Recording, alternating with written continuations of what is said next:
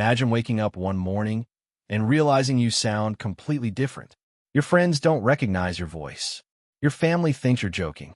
And the mirror still shows you, but the voice coming out doesn't sound like yours anymore. This is the true story of George Michael, an ordinary man from the United Kingdom who went to sleep one night and woke up speaking with a foreign accent he'd never had before. Doctors were baffled. The media called it a medical mystery. And George? He just wanted his old voice back. This is the man who woke up with a foreign accent. The strange and heartbreaking case of George Michael. 86787.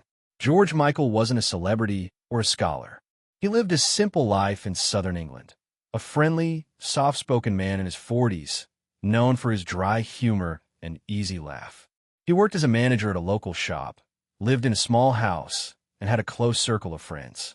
But everything changed one morning in 2009. George woke up feeling dizzy. His head was pounding, his tongue felt heavy, and words wouldn't come out right.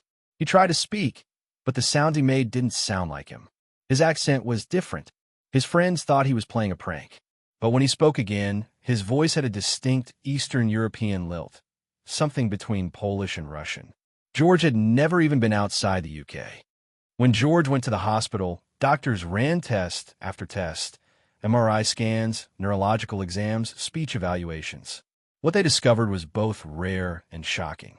George was diagnosed with foreign accent syndrome, a condition so uncommon that fewer than 100 cases have ever been documented worldwide.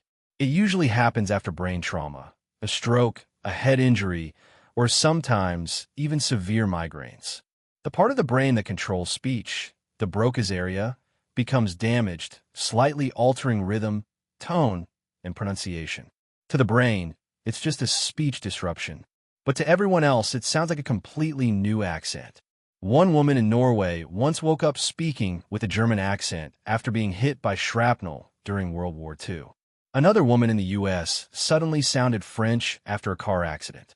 And now, in the quiet suburbs of England, George Michael became the newest name on that strange medical list. At first, George thought it would fade. He believed that maybe his tongue was swollen or his brain just needed rest. But weeks passed, then months, and the accent stayed. His co-workers started calling him the Russian guy. Strangers would ask where he was from. And when he said England, they would laugh, assuming he was joking. George felt like an outsider in his own country. He said in an interview, "It's me speaking, but I don't sound like me anymore." He struggled with identity. His own reflection didn't match the sound that came from it. Even his family admitted they sometimes forgot what his original voice sounded like. Behind the humor and curiosity, George battled something darker: depression and isolation. He avoided social gatherings, stopped going out as much, and began documenting his speech patterns for doctors. Doctors tried therapy, speech exercises, and neurological monitoring. They explained that the accent wasn't adopted. It was the result of damaged speech muscles and rhythm patterns. It wasn't psychological. George wasn't pretending. His brain was literally rewiring how it formed words. Experts call it speech prosody disruption. The melody of speech gets scrambled. The tongue and jaw movements subtly change, and the listener hears it as a foreign accent.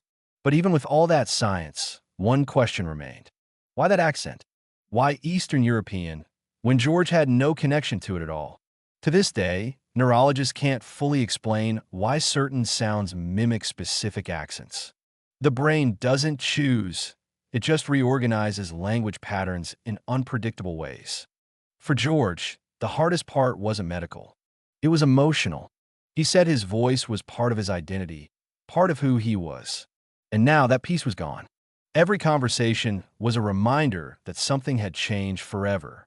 Friends would still slip and ask, "Can you speak like you used to?" But he couldn't. George once said, "People think it's funny, but to me, it's like losing yourself in your own body." Foreign accent syndrome may sound small, just a change in tone or rhythm. But for those who experience it, it's a constant reminder that their voice no longer belongs to them. George Michael's story is more than a medical mystery.